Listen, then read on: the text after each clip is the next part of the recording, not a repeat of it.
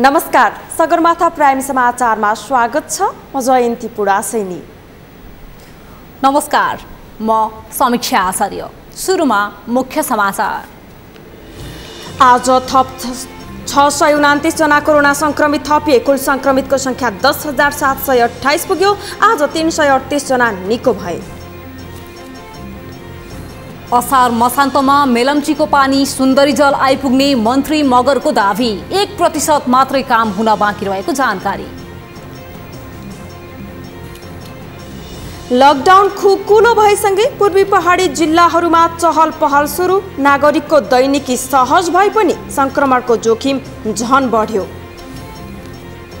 विश्वभर कोरोनाका कारण ज्यान गुमाउनेको संख्या 4,80,000 पुग्यो। 93,92,000 भन्दा बढी संक्रमित। र बार्सिलोना स्पेनिस ला लिगाको शीर्ष स्थानमा उक्लियो। गैराती भएको खेलमा एथलेटिक बिल्बाओ 1-0 गोल अन्तरले पराजित।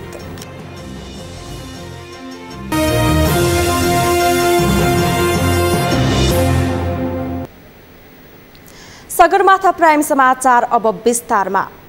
नेपालमा बुधबार थप 629 जनामा कोरोना संक्रमण देखिएको छ। यो सँगै नेपालमा संक्रमितको संख्या 10,728 पुगेको छ। हालसम्म संक्रमणका कारण 24 जनाले ज्यान गुमाएका छन्। अहिलेसम्म 2,338 जना संक्रमित निको भएर घर फर्किएका छन्। केशव शर्माको रिपोर्ट। बुधबार थप 629 जनामा कोरोना संक्रमण देखिएको छ। यो सँगै नेपालमा संक्रमितको संख्या 10,728 पुगेको छ। स्वास्थ्य तथा जनसङ्ख्या मन्त्रालयका अनुसार बुधबार 110 जना महिला र 519 जना पुरुषमा कोरोना पोजिटिभ देखिएको हो। हाम्रो 22वटा प्रयोगशालामा 6,828 जनाको आरटीपीसीआर विधिबाट नमुना परीक्षण भएका छन्। यस्तै 12,112 जनाको आरडीटी परीक्षण गरिएको छ। महिला 110 र पुरुष 519 गरी जम्मा 629 सङ्क्रमित हुनुभएको छ र हालसम्म कुल जम्मा 10,728 जना सङ्क्रमित हुनुभएको छ। आजसम्म डिस्चार्ज हुनुहुने जम्मा महिला 197 र पुरुष 2,141 गरी जम्मा 2,338 जना डिस्चार्ज हुनुभएको छ। बुधबारसम्म पीसीआर विधिबाट 6,828 र आरडीटी विधिबाट 12,112 जनाको कोरोना परीक्षण गरिएको छ। अहिलेसम्म पीसीआर परीक्षणको संख्या 1,93,194 पुगेको छ। आरडीटी विधिबाट 2,83,696 जनाको परीक्षण भएको छ। बुधबार 114 जना संक्रमित डिस्चार्ज भएसँगै अहिलेसम्म 2,338 जना संक्रमित निको भएर घर फर्किएका छन्। अहिले देशका विभिन्न अस्पतालमा 8,366 जना उपचाररत रहेका छन्। क्वारेन्टिनमा 78,639 जना रहेका छन्। अहिलेसम्म कोरोनाबाट 24 जनाको मृत्यु भएको छ। दिनानुदिन संक्रमण बढ्दै गएको छ। आजसम्म आइपुग्दा यो महामारीले विश्वका सबैजसो देशमा प्रवेश पाइसकेको छ। विश्वभर उग्र रूप लिँदै गएको कोरोना भाइरसले नेपालमा पनि खतराको घन्टी बजाएको छ। कोरोना महामारीले के गरिब के धनी सबै देशको स्वास्थ्य प्रणाली कसरी चलिरहेको रहेछ भन्ने छर्लङ्ग पारिदिएको छ। नेपालको स्वास्थ्य प्रणाली कति व्यवस्थित छ भन्ने त सर्वविदितै छ। संक्रमितको संख्या बढ्दै जाँदा स्वास्थ्य सेवाको गुणस्तर तथा उपचार प्रविधिको समेत विस्तार गर्नुपर्ने आवश्यकता छ। पछिल्ला संक्रमणको केसले नेपालमा खतराको सङ्केत गरेको छ। त्यसैले सम्भावित जोखिम कम गर्नका लागि कदम चाल्न आवश्यक छ। सगरमाथा टेलिभिजनका लागि केशव शर्मा, काठमाडौँ। दर्शकवृन्द, नेपालमा आज एकै दिन 629 जनामा कोरोना भाइरस संक्रमण देखिएको छ। यो सँगै नेपालमा संक्रमितको संख्या 10,000 भन्दा बढी पुगिसकेको छ। नेपालमा लकडाउन खुकुलो बन्दै जाँदा दिन प्रतिदिन चाहिँ यो संक्रमितहरूको संख्या बढिरहेको छ। अहिले नेपालमा हिजोसम्मको तथ्याङ्कलाई हेर्ने हो भने 24 जनाले ज्यान गुमाइसकेका छन् र त्यसै गरी अहिले चाहिँ 2,338 जना संक्रमित निको भएर घर फर्किसकेका छन्।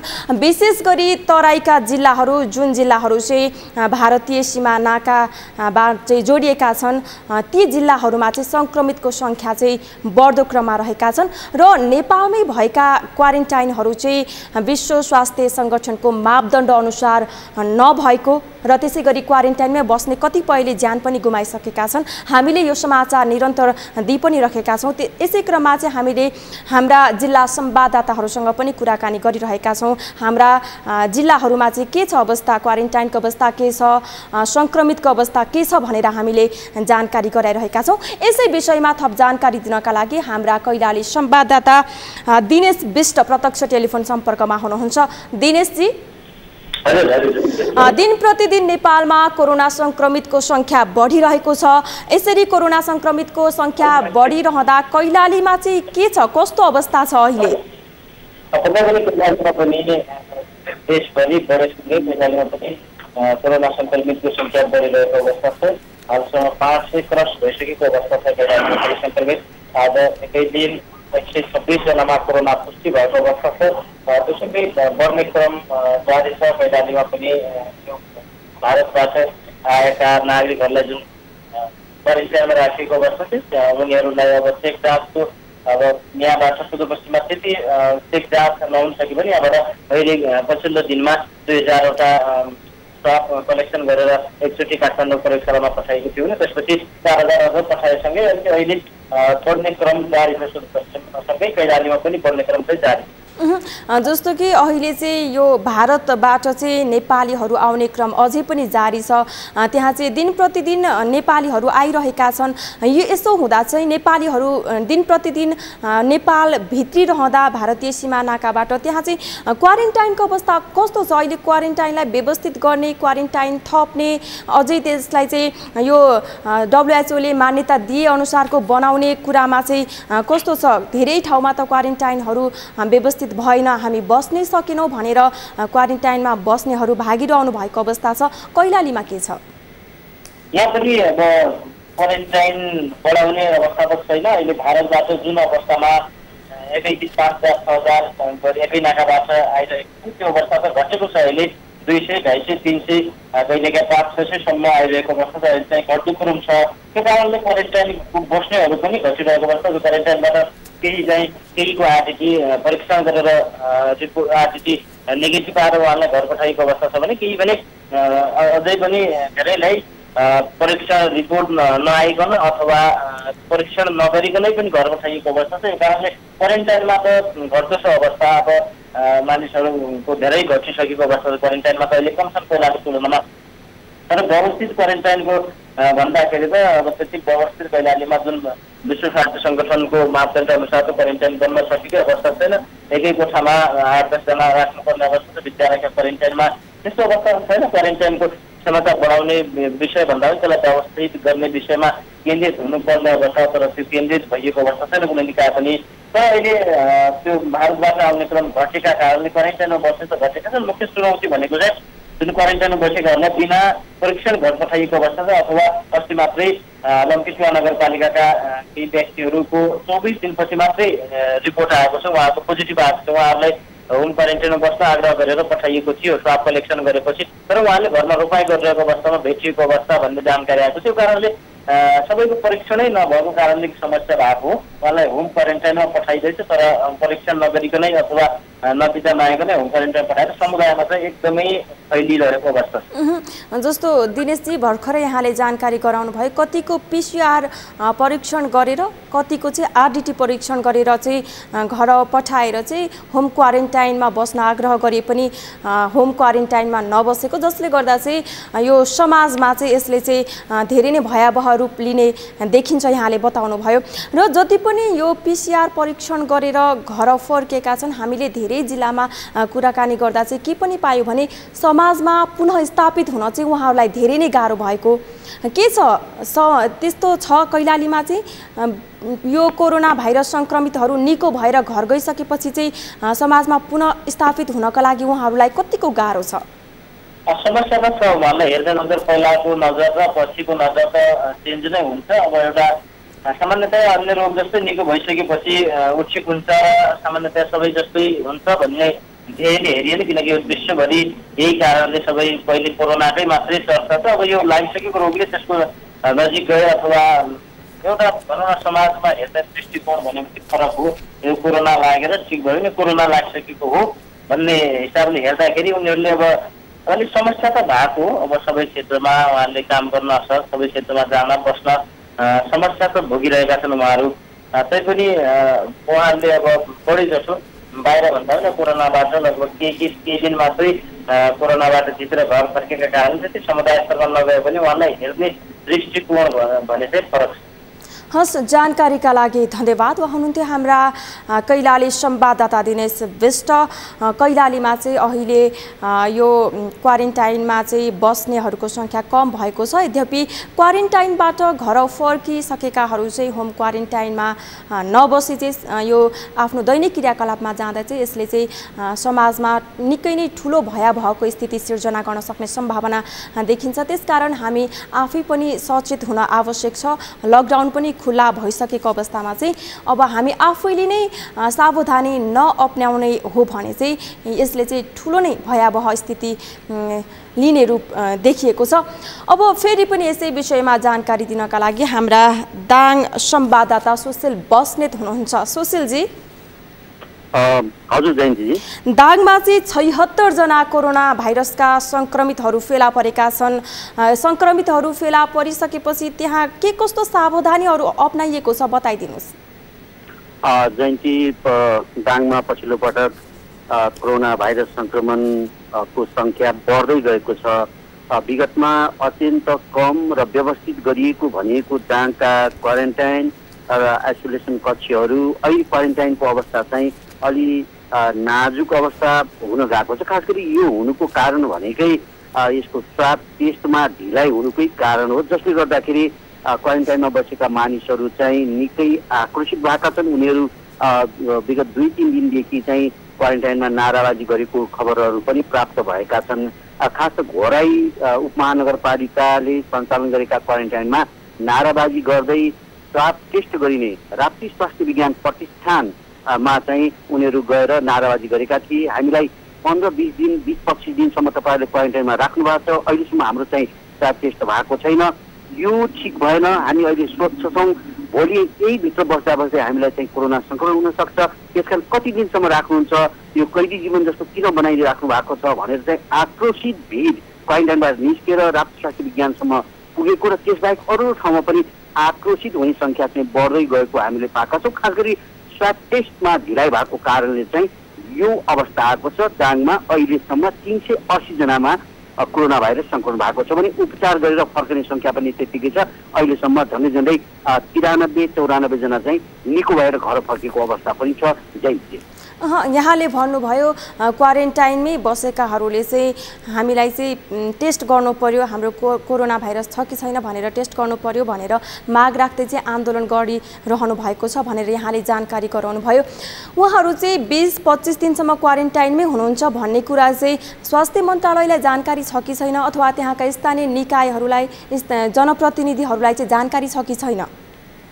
हजुर, यो स्वाब टेस्टको लागि चाहिँ खास गरी त्यसमा चाहिने आवश्यक किटको मात्रा चाहिँ जुन माग गरिएको थियो झन्डै 10,000 जति किट चाहिँ आवश्यक छ। हाम्रो दाङ जिल्लाको राष्ट्रिय स्वास्थ्य विज्ञान प्रतिष्ठानमा त्यो उपलब्ध गराइदिनु पर्यो भनेर स्वास्थ्य मन्त्रालयमा पनि त्यसको आग्रह गरेको, सरकारका विभिन्न तहहरूमा चाहिँ त्यो आग्रह गरिएको भनेर राष्ट्रिय स्वास्थ्य विज्ञान प्रतिष्ठानले भन्दै आएको छ। तथापि झन्डै 2000 भन्दा बढी दिनै नसकेको अवस्थाको कारणले पनि त्यसको अपुगको कारण र विशेष गरी राष्ट्रिय स्वास्थ्य विज्ञान प्रतिष्ठानबाट तत्कालीन राप्ती अञ्चलका 5वटा जिल्ला, छिमेकी जिल्ला अर्घाखाँची र कपिलवस्तुको समेत कोरोना भाइरसको स्वाब टेस्ट गरिने भएको हुनाले, PCR टेस्ट गरिने भएको हुनाले यसको अपुग भएको हो र यो दिनमा 300-400 सम्म चाहिँ यसको टेस्ट गर्दै आएको राष्ट्रिय स्वास्थ्य विज्ञान प्रतिष्ठानमा अहिले झन्डै 1000 जति टेस्ट गर्ने काम भइरहेको छ, किनभने त्यहाँ चाहिँ टेस्ट मेसिन चाहिँ थप गरिएको छ। तर पनि त्यो किटको आवश्यकता कमी भएको हुनाले, किटको उपलब्धताको कमी कारणले गर्दा त्यहाँ आवश्यकता अनुसार त्यहाँ चाहिँ दाङ जिल्लामा भएको कोरोनामा क्वारेन्टाइनमा बसेका मानिसहरूको जुन अहिले पनि त्यो भिड छ, त्यो भिडलाई चाहिँ उनीहरूको चाहिँ स्वाब टेस्ट चाहिँ समयमै नभएको कारणले पनि उनीहरू चाहिँ आक्रोशित भएको अवस्था चाहिँ अहिले पनि छ। हस्, जानकारीका लागि धन्यवाद। उहाँ हुनुहुन्थ्यो हाम्रा दाङ संवाददाता सुशील बस्नेत, दाङमा पनि क्वारेन्टाइनको अवस्था एउटै नै छ। लगभग देशभरि नै अहिले चाहिँ क्वारेन्टाइनमा बस्नेहरूको सङ्ख्या बढ्दो छ। विशेष गरी भारत लगायत तेस्रो मुलुकबाट पनि अहिले नेपालीहरू चाहिँ नेपाल फर्किराख्नु भएको छ, जसका कारणले चाहिँ देशभरका क्वारेन्टाइन भरिभराउ छन् र भएका क्वारेन्टाइनहरू पनि व्यवस्थित हुन नसक्दा सङ्क्रमणको जोखिम बढेको हामीलाई जानकारी गराउनुभयो। अब हामीसँग यति बेला हुनुहुन्छ रौतहटबाट रत्न अधिकारी। रत्नजी, देशभरि नै सङ्क्रमण बढिरहेको छ। प्रदेश नम्बर 2 मा पनि धेरै नै सङ्क्रमितहरूको सङ्ख्या रहेको छ। के छ अहिले चाहिँ आज मात्र 44 जना पनि भेटिसक्नु भएको छ। रौतहटमा चाहिँ के छ अवस्था, समग्र जानकारी गराइदिनुहोस्। रौतहटमा आजसम्म प्राप्त भएको जानकारी अनुसार करिब 1100 को हाराहारीमा सङ्क्रमितहरू थपिएका छन् र यहाँ अहिले केही एक सातादेखि भारतबाट जति पनि सङ्क्रमित व्यक्तिहरू फेला परेका छन् ती सबै भारतबाट विभिन्न कामकाज सिलसिलामा विभिन्न ठाउँमा गएर घर फर्किएका व्यक्तिहरू नै रहेका हुन् र उनीहरूको ती सबै व्यक्तिहरू सीमा क्षेत्रबाट सिधै आफ्नो घर ठेगानामा रहेका क्वारेन्टाइनमा बसेका व्यक्तिहरू मात्रै सङ्क्रमित भएको हुनाले र केही दिन यता आएर भारतबाट आउने क्रम भनेको एकदम पात्रिँदै गएको एकदम न्यून भएको छ। जस्तो भारत लगायत तेस्रो मुलुकबाट आउने व्यक्तिहरूलाई चाहिँ कसरी व्यवस्थापन गरिएको छ? प्रदेश नम्बर 2 मा चाहिँ धेरै सङ्क्रमितहरू भेटिराख्नु भएको छ। यसलाई चाहिँ कम गर्न, जोखिम कम गर्नका लागि त्यहाँका स्थानीय तह त्यसरी जनप्रतिनिधिहरू कसरी लागि परिरहनु भएको छ? यहाँ प्रदेश नम्बर 2 कै तुलना गर्ने हो भने रौतहटमा सङ्क्रमितको सङ्ख्या उच्च नै देखिन्छ। सायद लगभग यहाँ यो रौतहट जिल्लामा चाहिँ प्रदेश नम्बर 2 कै अत्यधिक सङ्ख्या भएको जिल्लामा रहेको छ र त्यहाँ अधिकांश स्थानीय तहहरूले चाहिँ सीमावर्ती क्षेत्रबाट अधिकांश व्यक्तिहरू सीमा तेस्रो मुलुकमा भन्दाखेरि भारतभन्दा पनि अधिकांश व्यक्तिहरू भारतबाट नै आएका व्यक्तिहरू चाहिँ सङ्क्रमित फेला परेका छन् र यहाँबाट आइसोलेसनमा र उपचार गर्ने क्रम पनि बढी नै रहेको छ र भ्याएसम्मका स्थानीय पालिकाहरूले केही समस्या देखिए पनि आइसोलेसनमा बस्ने समस्या देखिए पनि क्रमिक रूपले चाहिँ गुनासोहरू पनि व्यापक रूपमा आएको छ। क्रमिक रूपले चाहिँ यसलाई समाधान पनि गर्दै लैरहेका छन् यतिखेर। हस्, जानकारीका लागि धन्यवाद। उहाँ हुनुहुन्थ्यो हाम्रा रौतहट संवाददाता रत्न अधिकारी। सबै जिल्लामा समस्या एकै प्रकारको रहेको छ। अहिले PCR टेस्ट नहुने र त्यसै गरी जति पनि क्वारेन्टाइनबाट यो टेस्ट नगरिकन घर पठाइएका छन् उनीहरू चाहिँ आफ्नो नियमित काममा जाने, लकडाउन पनि खुकुलो हुने गर्दा चाहिँ नेपालमा चाहिँ कोरोना भाइरस सङ्क्रमितको सङ्ख्या चाहिँ बढ्न सक्ने आकलन गर्न सक्छौँ। यद्यपि हामी आफै नै सुरक्षित भएर हामीले आफ्नो व्यक्तिगत सावधानी अपनाउने हो भने चाहिँ यो कोरोना भाइरस सङ्क्रमण न्यूनीकरणको लागि चाहिँ धेरै नै राहत हुन सक्छ। अब बाँकी प्राइम समाचार। खानेपानी तथा सरसफाई मन्त्री बिना मगरले असार मसान्तसम्ममा मेलम्चीको पानी सुन्दरी जलसम्म आइपुग्ने बताउनु भएको छ। प्रतिनिधि सभाको विकास तथा प्रविधि समिति बैठकमा मन्त्री मगरले भौतिक निर्माणतर्फ 1% मात्रै काम बाँकी रहेको भन्दै असार मसान्तसम्ममा सुन्दरी जलमा पानी आइपुग्ने बताउनुभयो। अस्थायी डाइभर्सनका लागि आवश्यक भौतिक पूर्वाधारको काम 99% सकिएको उहाँले बताउनुभयो। डाइभर्सनको लागि आवश्यक भौतिक पूर्वाधार, भौतिक कामको हामी अन्तिम फेजमा छौँ। 99% भएको लगभग अन्तिम अवस्थामा हो। हामी केही दिनभित्रमा त्यो काम सम्पन्न गर्छौँ।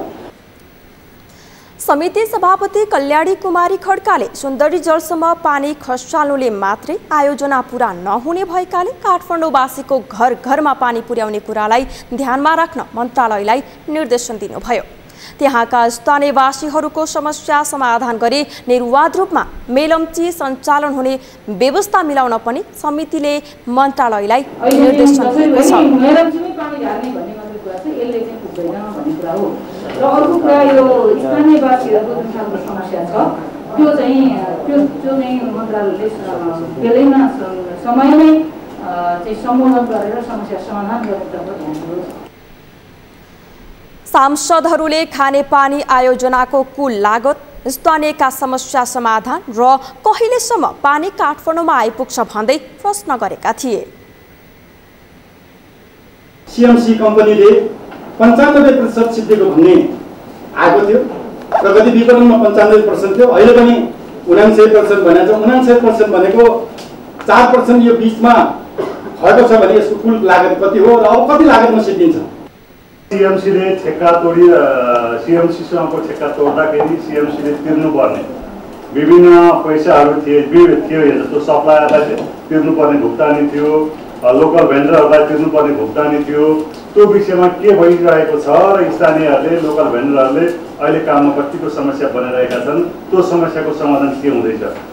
दसैँमा जोसिनु हुन्छ, दसैँमा पानी आउँछ भनेर अनि मन्त्रीज्यूको जोस हेर्दा पनि इच्छा शक्ति हेर्दा पनि त्यहाँनिर जोस ठुलै देखिन्छ, तर तल पहाड हेर्दा पनि एकातिर त्यहाँ पनि ठुलै देखिन्छ, तर जनताले पानी खान किन पाएन? मेलम्ची आयोजनाका अनुसार अब सुरुङ र पानी प्रशोधन केन्द्र बीचको पाइप जडानको 10% काम बाँकी रहेको छ। समयमै द्वन्द्वकालीन घटनाहरूको व्यवस्थापन गर्न नसके देश ठूलो सङ्कटमा पर्ने विज्ञहरूले चेतावनी दिएका छन्। संसदको महिला तथा सामाजिक समितिमा विज्ञहरूले संयुक्त राष्ट्र सङ्घले सम्पूर्ण गतिविधिहरू नजिकबाट नियालिरहेको भन्दै द्वन्द्वकालीन घटनाहरूको व्यवस्थापन समयमै हुनुपर्ने बताएका हुन्। द्वन्द्वकालीन समयमा विभिन्न क्षेत्रका नेतृत्वकर्ताको गोप्य सूची संयुक्त राष्ट्र सङ्घले तयार गरेकाले तत्काल सङ्क्रमणकालीन न्यायलाई टुङ्गोमा पुर्याउन नसके देश सङ्कटमा पर्ने सत्य निरूपण तथा मेलमिलाप आयोगका पूर्व अध्यक्ष डाक्टर सूर्य किरण गुरुङले बताउनुभयो। प्रमुखहरू, निजामती सेवाका उच्चपदस्थ व्यक्तिहरू, त्यतिखेरको विद्रोही दलका नेताहरू र यो प्रकारले त्यतिखेरका चाहिँ भनौँ राजनीतिक दलका नेताहरूको बारेमा संयुक्त राष्ट्र सङ्घले 9000 को चाहिँ उहाँहरूले चाहिँ तयार गर्नुभएको छ र भोलिको दिनमा यो विषयलाई हामीले टुङ्ग्याएनौँ भने ठुलो सङ्कट चाहिँ आउने म देखिरहेको छु। सङ्क्रमणकालीन न्यायलाई राज्यले फौजदारी कानुनका आधारमा अगाडि बढाउनु उपयुक्त नहुने उहाँले बताउनु भएको छ। सही द्वन्द्व पीडित पहिचान गरी राज्यले आवश्यक सेवा सुविधा प्रदान गरी समस्या समाधानका लागि अगाडि बढ्नुपर्ने बताउनुभयो। जघन्य अपराध बाहेक अन्य घटनाहरू मेलमिलाप र क्षमादानका आधारमा अगाडि बढाउन सकिने उहाँले बताउनु भएको छ।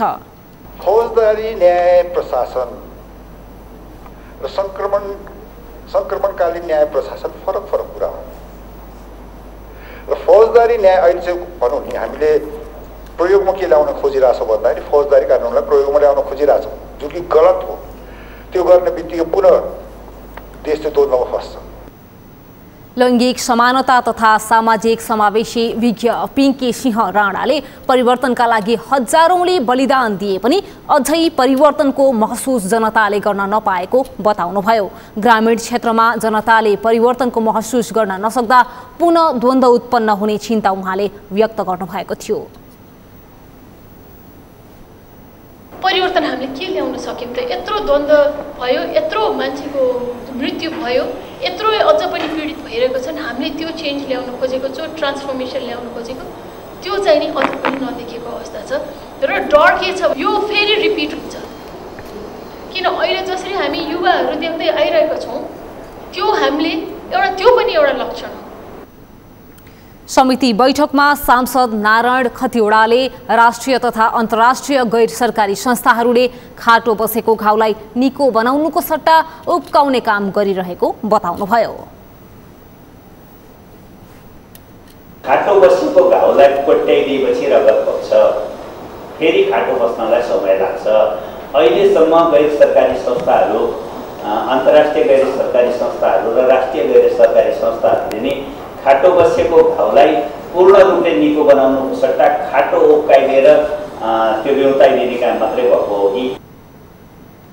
अर्का सांसद हीरा गुरुङले जुनसुकै व्यक्ति भए पनि द्वन्द्वकालीन घटनाका दोषीहरूलाई कारवाही गर्नुपर्ने बताउनुभयो। राज्यले अझै पीडितहरूलाई उचित राहत दिन नसकेको भन्दै उहाँले हरेक क्षेत्रमा सेवा सुविधा र राहत दिने गरी व्यवस्था गर्नुपर्ने बताउनुभयो। जुनसुकै होस्, राज्यको कर्मचारी होस् राजनीतिक दलहरू नै हुन्, प्रतिनिधिहरू नै, जोसुकै होस्, जोसुकैले मान्छे मारेको होस्, त्यसलाई पनि कारबाही हुनुपर्छ। कसैलाई चाहिँ मान्छे मार्ने, कसैलाई चाहिँ छुट हुन्छ र कानुनमा नियममा छ र त्यस्तोलाई कानुनको कठघारामा ल्याएर उभ्याउनै पर्छ। शान्ति प्रक्रियाको लामो समय बितिसक्दा समेत द्वन्द्वकालीन घटनाहरू अझै व्यवस्थापन हुन सकेका छैनन्। सत्तारूढ नेकपाको बहुप्रतीक्षित स्थायी समिति बैठक आजबाट सुरु भएको छ। नेकपाभित्र विवादित बनेको अमेरिकी सहयोग सम्बन्धी सम्झौता एमसीसीका विषयमा निर्णय गर्न अपेक्षा लिएको भए पनि आजको बैठकले स्थायी समिति बैठकको एजेन्डा मात्र तय गरेको छ। अर्को बैठक पर्सीका लागि बोलाइएको छ। अमृतराज काफ्लेको रिपोर्ट। यसअघि 2 पटकसम्म स्थगित भएको नेकपा स्थायी कमिटी बैठक बुधबारदेखि सुरु भएको छ। बुधबारदेखि सुरु भएको बैठकले नेकपाभित्र विवादमा परेको अमेरिकी सहयोग सम्बन्धी सम्झौता एमसीसीका बारेमा निर्णय लिने अपेक्षा गरिएको थियो। एमसीसीका विषयमा आवश्यक निर्णय गर्ने जिम्मा नेकपा केन्द्रीय समिति बैठकले सचिवालयलाई जिम्मा दिएको भए पनि बुधबारदेखि सुरु भएको स्थायी समिति बैठकको समेत एजेन्डा बनेको छ। बुधबार एमसीसीका बारेमा ठोस केही छलफल भने हुन सकेन। नेपालको सीमा समस्या र समाधानका बारेमा चौथो सरकारको कामको समग्र समीक्षा, पाँचौं पार्टीको कामको समीक्षा र पार्टीको सांगठनिक एकीकरणका बाँकी कामहरूको पूर्णताका बारेमा, छैटौं मिलेनियम च्यालेन्ज कर्पोरेसन अर्थात् एमसीसी का बारेमा र सातौं विवेक गरी कार्यसूची तय गरियो। प्रधानमन्त्रीको सरकारी निवास बालुवाटारमा बसेको स्थायी समिति बैठकले आगामी शुक्रबारका लागि 7 बुँदे एजेन्डा तय गरेको छ। 7 बुँदे कार्यसूचीमा नेकपाका अध्यक्षहरू केपी शर्मा ओली र अर्का अध्यक्ष पुष्पकमल दाहाल प्रचण्डले आफ्नो धारणा राख्ने, कोरोना भाइरस नियन्त्रण र रोकथाम, सीमा समस्यासँगै सरकारको कामका बारेमा छलफल गर्ने लगायतका विषय राखिएका छन्। हामीले निर्वाह गर्ने पर्ने जिम्मेवारीका बारेमा गम्भीरतापूर्वक छलफल गरौँ। त्यो छलफलका आधारमा सकारात्मक निष्कर्ष निकालौँ र त्यसको निम्ति हामी सबैले के कमजोरी भएका छन् त्यसको समीक्षा गरेर आफ्नो जिम्मेवारी लिनुपर्ने भए त्यो पनि लिउँ र सबैले आफ्नो तर्फबाट पार्टी आन्दोलन र देशका निम्ति जे भूमिका निर्वाह गर्नुपर्ने हुन्छ आफ्नो आत्मसमीक्षा गरेर तयार हौँ भनेर अपिल गर्नुभएको छ। र अब स्थायी कमिटीको यो बैठक 12 गते पर्सी 11 बजे पुनः यही स्थानमा बस्छ। यसअघि सरकारले अध्यादेश जारी गरेपछि तत्काल स्थायी कमिटी बैठक बोलाउन माग गर्दै 20 जना स्थायी समिति सदस्यहरूले हस्ताक्षर गरेर पत्र बुझाएका थिए, तर अन्तिममा बैठक नै स्थगित गरिएको थियो। सरकारले पार्टी फुटाउन सहज हुने गरी अध्यादेश जारी गरेपछि सुरु भएको नेकपाभित्रको विवादले सरकार परिवर्तन हुने आशंका समेत सिर्जना गरेको थियो, तर सरकार आफैले अध्यादेश फिर्ता लिएपछि पार्टीभित्रको विवाद पनि मत्तर भएको छ। अहिले एमसीसीका विषयमा नेकपाभित्र तीव्र विवाद देखिएको छ। बुधबारदेखि सुरु भएको स्थायी कमिटी बैठकले एमसीसी लगायतका विषयमा ठोस निर्णय लिनेछ। सगरमाथा टेलिभिजनका लागि क्यामेरामा सुरेन्द्र राउतका साथमा अमृतराज काफ्ले, काठमाडौँ।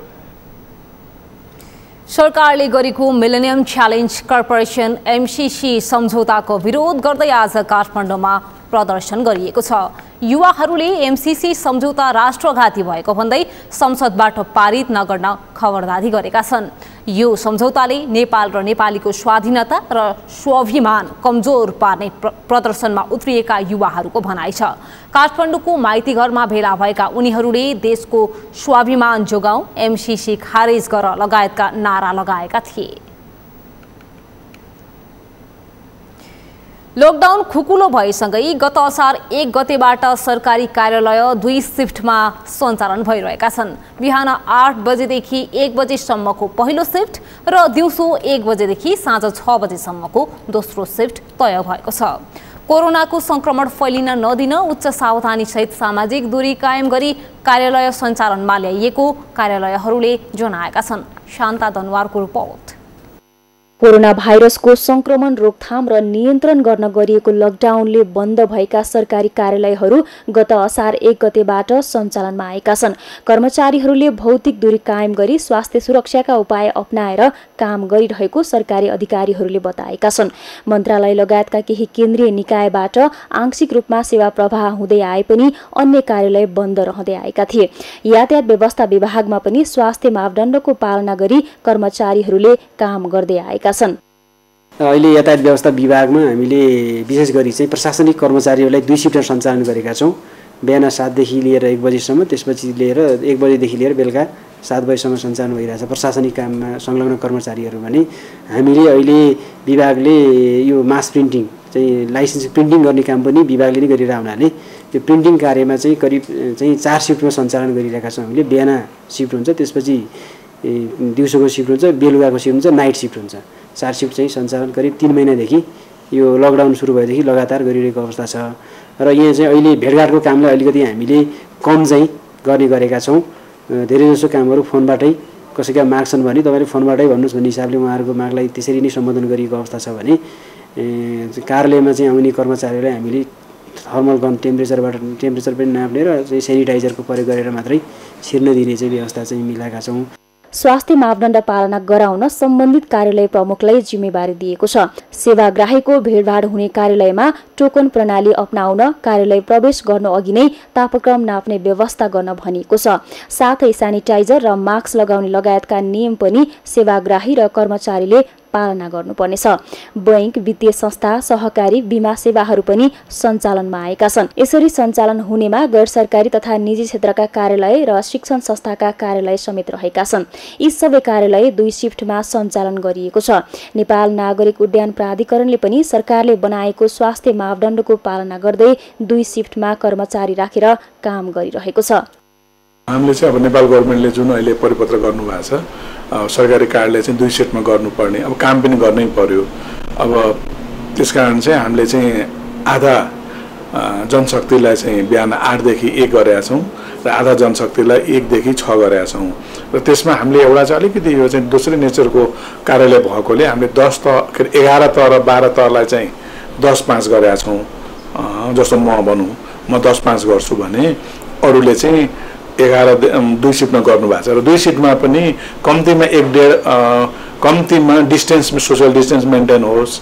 अब आउँदाखेरि पनि उहाँले सेनिटाइजर गरेर आउने, दिउँसो सेनिटाइजिङ गर्ने, जाँदाखेरि सेनिटाइज गर्ने, अनि कार्यालयमा छिर्दाखेरि गनले, थर्मल गनले चाहिँ ज्वरो नाप्ने, यी कुराहरू जुन चाहिँ प्रिलिमिनरी कुराहरू हुन्, बेसिक कुराहरू हुन्, त्यो हेक्का राखेर हामीले चाहिँ नेपाल सरकारले गरे परिपत्र अनुसार कार्यालय सञ्चालन गरेका छौँ। सरकारको निर्देशन अनुसार निजी सवारी पनि जोर बिजोर प्रणालीका आधारमा सञ्चालन भइरहेका छन्। सार्वजनिक सवारी नचल्दा कार्यालयले नै कर्मचारीलाई ल्याउने र लैजाने गर्दै आएको छ। सवारीमा हिँड्ने यात्रुले अनिवार्य मास्क र सेनिटाइजरको प्रयोग गर्नुपर्ने र सवारीलाई दैनिक निसंक्रमित गर्नुपर्ने व्यवस्था गरिएको छ। सवारीमा आफ्नो कार्यालयमा काम गर्ने मजदुर तथा कर्मचारी मात्रै राख्नुपर्नेछ। तत्कालका लागि मानिसको बढी भिडभाड हुने र सहभागिता बढी हुने पठन पाठन, अनुमति प्राप्त बाहेकका अन्तर्राष्ट्रिय र आन्तरिक उडान, तोकिए बाहेकका अन्तर्राष्ट्रिय सीमा नाकाबाट हुने आवागमन भने बन्द नै रहेका छन्। सगरमाथा टेलिभिजनका लागि क्यामेरामा प्रकाश गुम्बरका साथ शान्ता दनुवार, काठमाडौँ। प्राइम समाचारमा एकैछिन विश्रामपछि लकडाउन खुकुलो भएसँगै पूर्वी पहाडी जिल्लाहरूमा चहल पहल सुरु। नागरिकको दैनिकी सहज भए पनि संक्रमणको जोखिम झन बढ्यो। विश्वभर कोरोनाका कारण ज्यान गुमाउनेको संख्या 4,80,000 पुग्यो। 93,92,000 भन्दा बढी संक्रमित। र बार्सिलोना स्पेनिस ला लिगाको शीर्ष स्थानमा उक्लियो। गैराती भएको खेलमा एथलेटिको बिल्बाओ 1-0 गोल अन्तरले पराजित।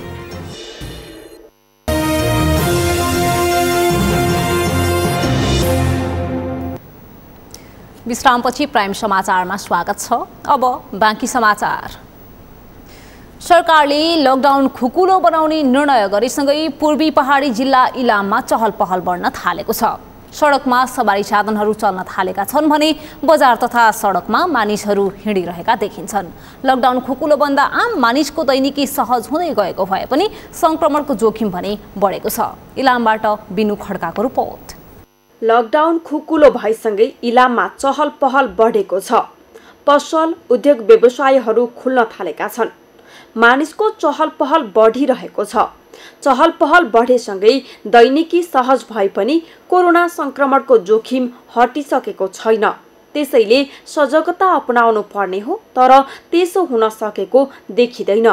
बजार सञ्चालनमा आउँदा उपभोक्तालाई केही सहज भए पनि कोरोना भाइरस संक्रमणको डर पनि उत्तिकै बढेको छ। न्यू मोडालिटीमा अलिक भुलो पारेको छ, मान्छेको चहल पहल केही बढेको छ। पसलहरू पनि 2 बजीसम्म करिब खुल्या छन्। पसल खोल्ने बित्तिकै भिडभाड बढ्छ। यो कारणले गर्दाखेरि कोरोनाको जोखिम बढ्ने बढी सम्भावना छ। इलामका मुख्य सडकहरूमा निजी सवारी साधनहरूको चाप उच्च देखिएको छ। सार्वजनिक सवारी साधन भने सञ्चालनमा आएका छैनन्। कोरोना जोखिम बढेपछि सुरुका केही दिनमा इलामका व्यवसायी आफैले पनि सुनचाँदी पसल, कपडा, बिजुली, इलेक्ट्रोनिक्स, हार्डवेयर, खाद्यान्न, फलफुल लगायतका पसल बन्द गरेका थिए। तर लकडाउन खुकुलो भएसँगै पसल खोल्न थालेका छन्। यो 2-2.5 महिनाको मार पछाडि हामीले अहिले अलिक सस्ता भएको छ। 2-2.5 महिना पछाडि अहिले हामीले यसो हल्का पसल खोलेर बस्दाखेरि हामीलाई केही राहत मिले जस्तो भएको छ। सहज परिस्थितिमा जस्तै बजार सञ्चालनमा आएपछि सरसामान खरिदका लागि इलामका विभिन्न ग्रामीण भेगबाट समेत उपभोक्ता इलाम बजारमा आउने गरेका छन्। इलाम जिल्लामा सदरमुकाम इलाम बजार सहित फिक्कल, मंगलबारे लगायतका मुख्य बजारहरू खुल्न थालेका छन्।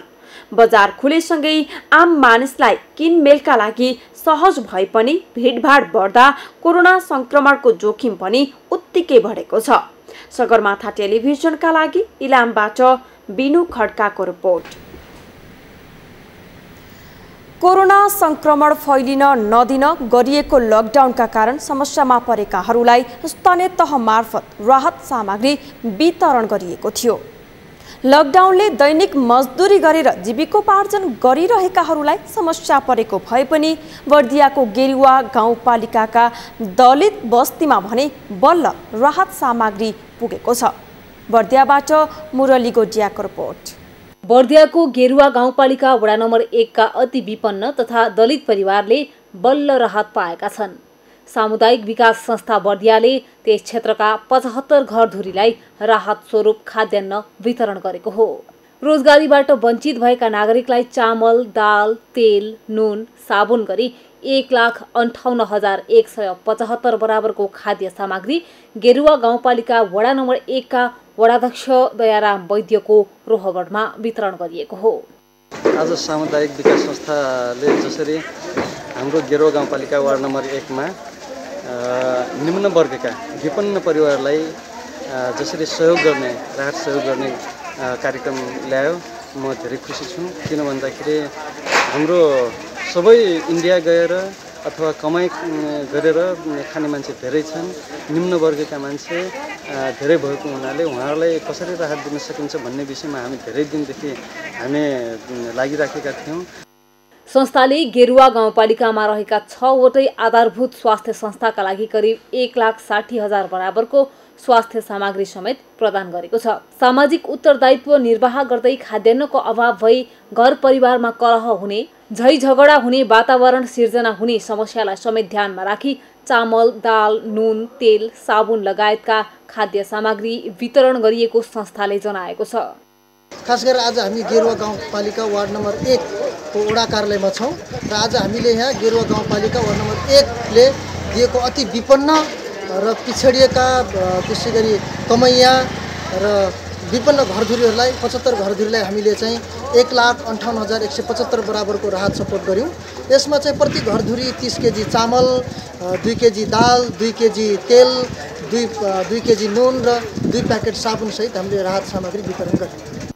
सरकारले राहत वितरण गरेको भन्दै आए पनि स्थानीयहरूमा राहत नपाएको गुनासो भने कायमै रहेको छ। दैनिक ज्यालादारी गरी परिवार पाल्नेहरूका लागि थोरै राहतले पनि केही खुसी थपिएको छ। केहरू अहिले मैले यति खुसी लाग्यो, मेरो जय कल्याण होस्, दिना मान्छे जय कल्याण होस्। मलाई यति खुसी लाग्यो, म बुढी मान्छे कहाँ पाउने थिएँ। यी अहिले खाना दाल खाना त्यो हरियो साग खाँदै परन पडिदिएछ कि झाटेमाटे खाँदै अन्त दाल पाएँ अन्त चामल पाएँ सुख भयो सज भयो मलाई राम्रो भयो त्यही मान्टो जय कल्याण होस् त्यहीको राम्रो होस्। संस्थाले बर्दिया जिल्लाको विभिन्न स्थानीय तहमा आवश्यक सामग्री हस्तान्तरण गरेको छ। सगरमाथा टेलिभिजनका लागि बर्दियाबाट मुरली गोडियाको रिपोर्ट। सगरमाथा प्राइम समाचारमा एकैछिन विश्रामपछि विश्वभर कोरोनाका कारण ज्यान गुमाउनेको संख्या 4,80,000 पुग्यो। 93,92,000 बढी संक्रमित। र बार्सिलोना स्पेनिस ला लिगाको शीर्ष स्थानमा उक्लियो। गैराती भएको खेलमा एथलेटिक बिल्बाओ 1-0 गोल अन्तरले पराजित।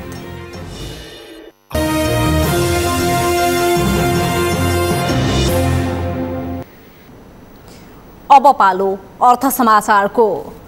अर्थ समाचारका प्रायोजक हो आफ्नो विश्वास हो त्रिशक्ति सिमेन्ट।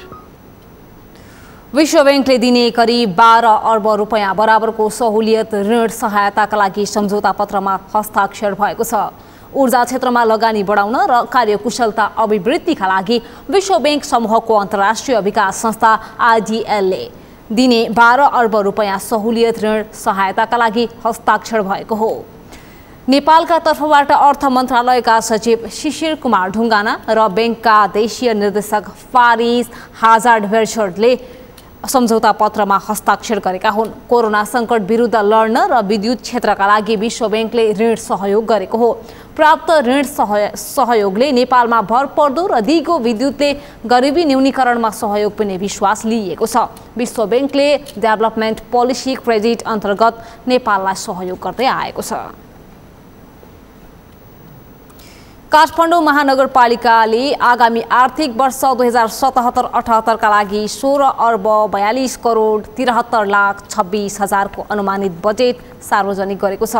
आज नगरसभाको 7औं अधिवेशनमा महानगरपालिकाकी उपप्रमुख हरिप्रभा खड्कीले अनुमानित बजेट प्रस्तुत गर्नुभएको हो। आर्थिक विकास क्षेत्रका लागि 17 करोड 23 लाख विनियोजन गरिएको छ।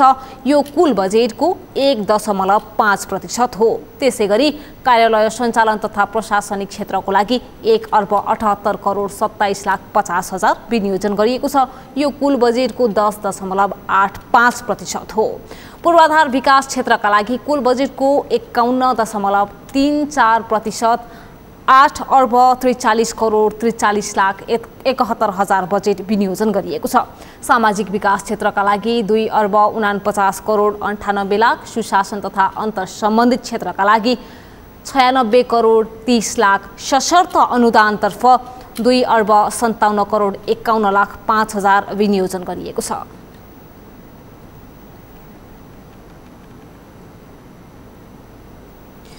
प्रदेश नम्बर 2 का भौतिक पूर्वाधार मन्त्री जितेन्द्र सुनलले संघीयताले मधेसीको राष्ट्रियता बलियो बनाएको बताउनु भएको छ। प्रदेश 2 को एकमात्र महानगर वीरगञ्ज महानगरपालिकाको 7औं अधिवेशन उद्घाटन गर्दै मन्त्री सुनलले मधेसीको राष्ट्रियता गैर मधेसीको भन्दा 1 इन्च पनि कम नभएको दावी गर्नुभयो। उहाँले गैर मधेसी भन्दा बढी मधेसीले बिना वर्दीको सिपाही बनेर सीमा रक्षा गरिरहेको बताउनुभयो।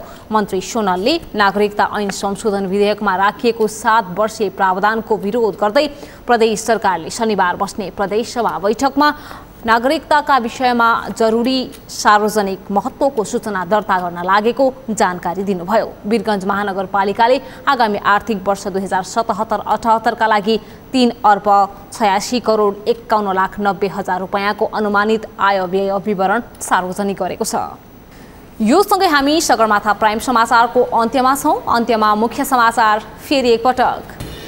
आज थप 629 जना कोरोना संक्रमित थपिए। कुल संक्रमितको संख्या 10,728 पुग्यो। आज 338 जना निको भए।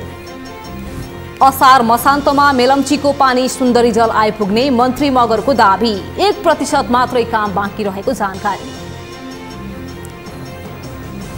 लकडाउन खुब कुलो भएसँगै पूर्वी पहाडी जिल्लाहरूमा चहल पहल सुरु। नागरिकको दैनिकी सहज भए पनि संक्रमणको जोखिम झन बढ्यो। विश्वभर कोरोनाका कारण ज्यान गुमाउनेको संख्या 4,80,000 पुग्यो। 93,92,000 भन्दा बढी संक्रमित। र बार्सिलोना स्पेनिस ला लिगाको शीर्ष स्थानमा उक्लियो। गै राति भएको खेलमा एथलेटिक बिल्बाओ 1-0 गोल अन्तरले पराजित।